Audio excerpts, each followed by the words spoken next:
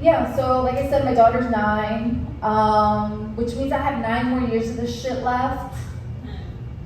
I mean, unless I get lucky, with like a teen pregnancy, because that shit is not allowed in my house. When you're pregnant, you're gone. So I'm trying to get her pregnant. Takers? No? Because I can make an arrangement. But in the meantime, I'm just brainwashing her. Like, we watch Teen Mom together. And then I make comments like, isn't it cool that the mom and the kids go to the same school? Yeah. She thinks it's cool too. Just saying. Yeah. Got one more joke for you. Oh yeah. So despite all that bullshit I just said, my husband and I are trying to have another kid. Yeah. I mean, not for me. Just so my biological clock will shut the fuck up.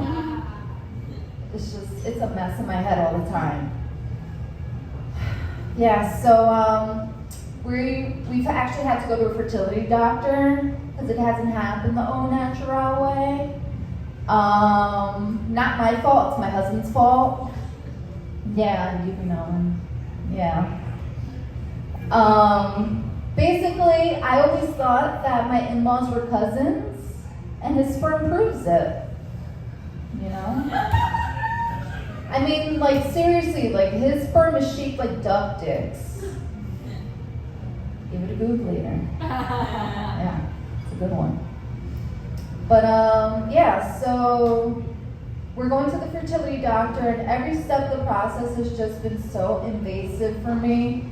Like, I had to take an HSG test. It's a test to see if there's any like blockage in your fallopian tubes. So what they do is they take a balloon, they insert it into your cervix, then they take another balloon, they ask you what kind of animal you want, you say I want a giraffe, they say, oh, I don't even know how to make swords, so you're like, okay, give me the swords, I can stab myself with it and end this. They don't do that with the second balloon. But they do take the first balloon and insert it in your cervix, and then they fill your fallopian tubes with ink. Sounds like a cute little art project, right? Yeah, this procedure was brought to you by Crayola. Let me tell you, after that procedure, when I stood up, my underwear looked like tie-dye. Yeah. So the night before my test, my sister tells me the story about the last time she went to the gynecologist and how he made her laugh so hard that she just shot the speculum out of her vagina. Clear across the room. I mean, what do you even do after that? Like, do you go back to the doctor? You don't. So she moved to Canada. So it's the day of my procedure, I'm laying down, I got that paper gown, and the doctor's trying to make me relax. So he's like, getting me to laugh. But I think I'm smart. And I'm like, Doc, don't make me laugh too hard, because I'll shoot the speculum out at you. That's when he reaches into my paper gown, grabs the speculum, jiggles it in my pussy,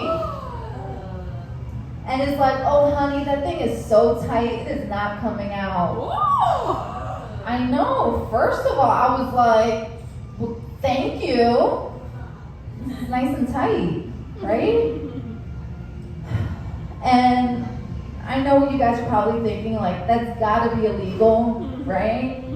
But here's the thing. I'm from Jersey, and that's just our bedside manner, okay? That's my time when Lopez is gonna do.